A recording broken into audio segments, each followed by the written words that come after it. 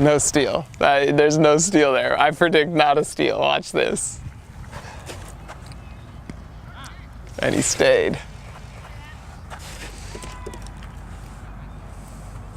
He's gonna steal. This is a steal. If this app works, this kid's about to steal. There he goes! There he goes! It freaking works. It works. 2 years ago, I came up with an idea for an app where you could decode baseball signs so you would know when the other team was going to steal, even after just the first inning. Then, in a covert effort to get people more interested in coding and machine learning, I would make the app free and available to everyone. And I'm happy to report, it's no longer just an idea.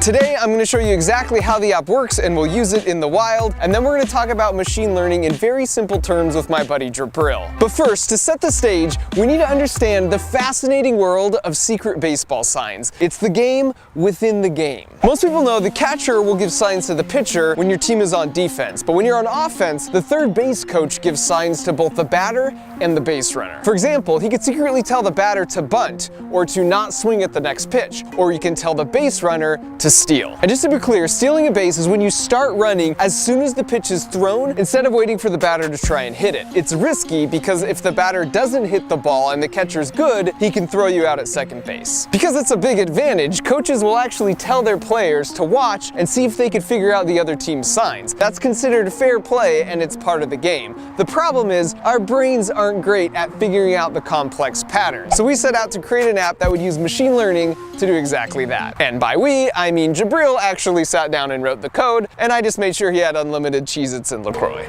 Here's how it works. If I saw Coach touched his nose, ears, arm, chin, and so on, I would assign those to letters in the app. Then I would just watch him sign and record the order. After that, I would just let the app know the outcome. So was it a steal or not? After you do this for enough sequences, the app will start to make predictions. In this case, it's predicting the combination of AD, or nose, then chin, is their steal sign. This worked well enough on my workbench, so now it was time for the first real-world test in a kids versus adults wiffle ball game. And my friend Sarah takes the game of wiffle ball pretty seriously, so she was the captain of the kids team and was signaling for them to steal at just the right moments. And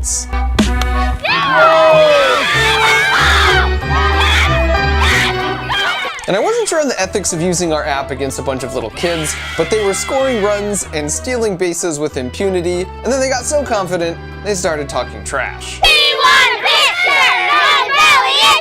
And no one says that about my pitcher, so at that point, the gloves came off. We found it easiest to film her signs with our phone and then scrub through and capture the order in the app afterwards, as opposed to trying to do it real time. And I'm very happy to report we cracked their code after only 3 sequences. And what's cool is once you know the code, you no longer need the app because you can just watch for the steal signal, and when we saw it, we alerted our pitcher with the secret sign of our own.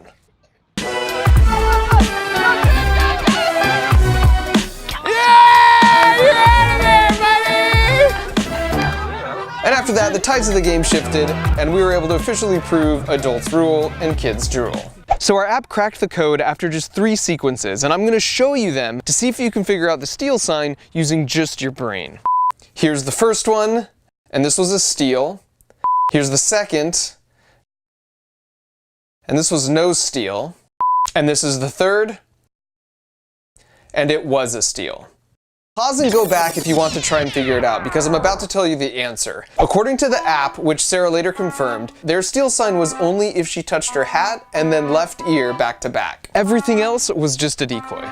Now before we tell you exactly how the app can figure this out so quickly, we need a little background information.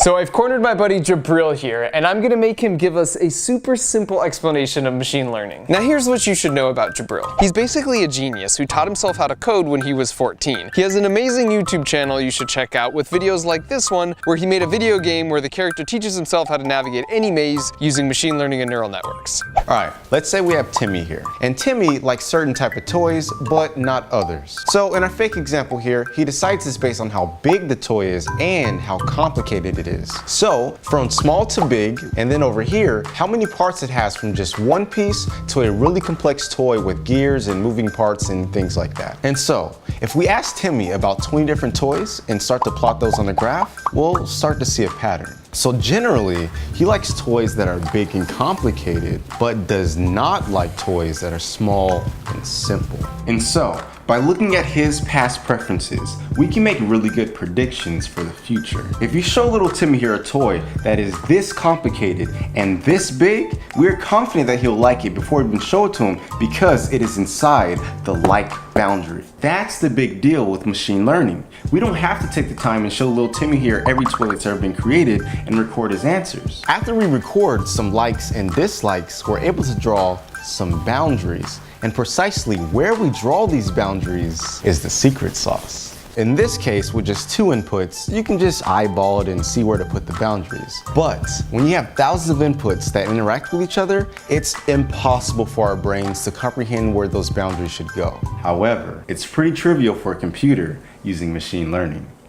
In doing research for this video, I talked to probably over 50 baseball players and coaches. And when we asked about signs, it was surprising to me how they all basically use the same strategy. See if you could pick up on it. Every coach has an indicator. I have an indicator so I could do all this, random stuff like this, touch anywhere. Until I touch this, none of that matters. So it'd be indicator, and the next sign, that's a hot sign. So it's indicator, arm, steel. If I just do the arm, that's nothing. Oftentimes I'll give this, Simon didn't say. If I go indicator, and then immediately to anywhere on my arm, steel. Bunt is to the bell, indicator to the bell. So basically nothing matters and it's all a decoy until they touch the indicator. And then the very next sign is the instruction. So after the indicator, you might be told to bunt, or to take a pitch, or to steal. And so since the steal sign comes immediately after the indicator, we just look at a sequence where a steal was recorded. Here that's showing as a 1. Then we look through that sequence 2 letters at a time and store those combos. Then we do the same thing for all the sequences where a steal was recorded, and whatever 2-letter combo shows up in all of them is their indicator and steal sign. In this case, it's AD, so if we decode that, that means nose is their indicator and chin is their steal sign. Now I have a confession. What I just showed you doesn't use machine learning at all. It's just a simple algorithm we realized would work once we discovered that pretty much all teams will use an indicator directly before giving the real sign. But based off all the people we talked to, if you're trying to decode signs, this simple version should work like 90% of the time. But what about the other 10% where they do anything other than indicator followed by sign? That's where you need machine learning, because if done properly, machine learning can crack any code as long as you give it enough training data. So to really see how good Jabril's machine learning app was, I generated some training data based off an insanely complicated steal sign I came up with to see if he could figure it out. So my secret sign was a mustache rub as the indicator followed by any random sign and then a tooth tap as the steal sign. Then I can have up to 50 different signals in each sequence, and then to throw them off even more, if I ever touch my right eyebrow, it's not a steal. So you ignore everything in the sequence, even if I've already given the steal sign. Now just to set the stage, if we weren't going to use machine learning, this would take a normal computer thousands of years to solve. Because it's the same as if you're asking Timmy about every toy ever made, instead of just drawing the boundaries. Before we see if Jabril can successfully crack my code and how long it will take him, let's just go one layer deeper than the Timmy toy example and see how machine learning mimics the human brain in creating neural networks that can draw those boundaries in the more complicated case of more than 2 inputs.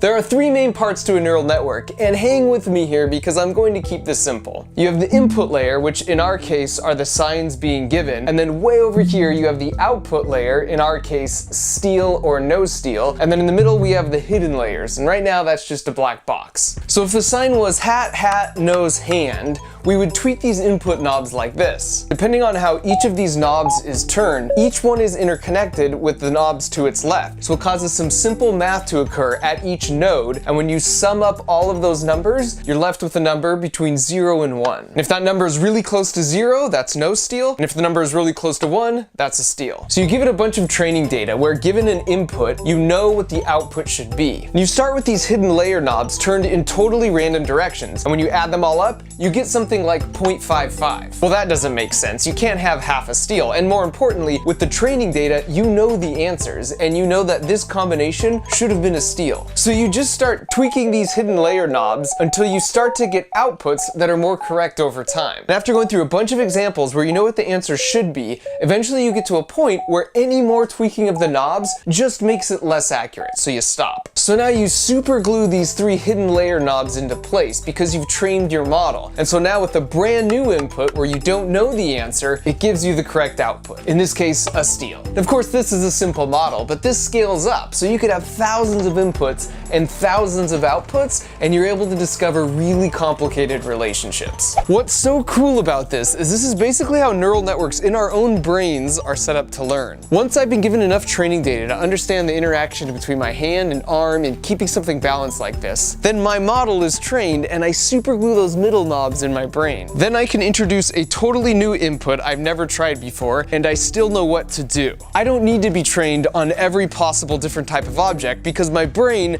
has drawn the boundaries. Think about that. For a long time before machine learning and neural networks, computers were just following hard-coded instructions given by humans. Now, they can learn like humans, only they can do it much faster and more comprehensively than we can. Obligatory. And that's why when I gave Jabril the challenge that would take a normal computer using brute force methods thousands of years to solve. Yo, man, that's fast. Please tell me that your indicator is a mustache rub, and then you have whatever, and then a tooth tap. Is that it? That's it. Jabril's machine learning algorithm just created the right boundaries and solved it in less than 3 minutes. The machine learning model requires more data than our simple version, which can solve it after like 3 sequences. But the upside is that it will eventually decode any set of signs as long as you're capturing the inputs right. And so now it was time for a real-life test. So I asked my buddy Destin to do some secretive recon work. Okay, dude, this is the field I used to play at growing up. Today, my son is playing on the Rascals. I'm gonna go film third base coaches doing their thing, and we'll plug all that data into the machine learning algorithm. These kids are yelling at me, wanting me to know what my channel is. And the fact they didn't recognize him just proved to me that whatever was happening in this region was a totally effective disguise. And thanks to Destin's great interviews and raw footage, we were able to get even more data to show that our methods totally worked. And while Destin just brazenly set up a tripod and filmed all these third base coaches. Before you do that, you need to talk to them, say, hey, that's what I'm doing. Yeah, because signs are pretty secret, right? Yes. Oh, yes. Yes, sir. Got it. I got in trouble for stealing signs. I was a little more nervous and discreet. If you put a GoPro in a cup, you can actually just watch the footage and frame the shot real time, and it just looks like you're checking dank memes with a drink in your hand. I've actually used this trick a few times, especially on my Carnival Scam Science video. So just like with Destin's footage, it worked perfectly at the games I went to, and it was just a cool feeling once you'd cracked their code. Okay, steal. They're about to steal. To be able to predict exactly what was coming next. There he goes. There he goes. I knew he was gonna steal. I knew it. I hope you enjoy this excuse to learn more about machine learning as much as I did. I will put links to both versions of the app in the video description for you to check out. And of course, if there are specific rules against using technology to steal signs in your league, I am not telling you to break them. Otherwise, from personal experience, you might risk getting some very important people mad at you.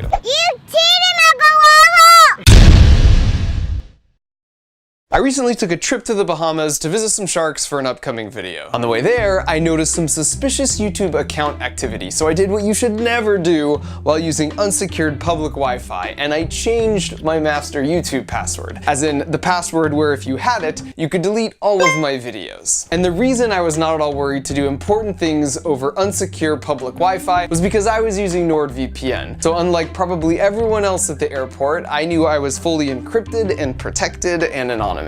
It's a game changer for me when I travel, not only for online protection, but all my favorite websites work the exact same as if I was at home. And NordVPN is the best because it's super fast with thousands of servers in over 61 countries and unlimited bandwidth. So if you find yourself using unsecured public Wi-Fi in hotels or coffee shops or airports, or given today's headlines, you're just ready to start taking your privacy more seriously, you can go to nordvpn.com/MarkRober or use the link in the video description for 75% off their 3-year plans, which works out to less than $3 a month. So it's nordvpn.com/MarkRober and use the code MarkRober at checkout so they know I sent you, and they'll throw in an extra month free. Thanks for watching.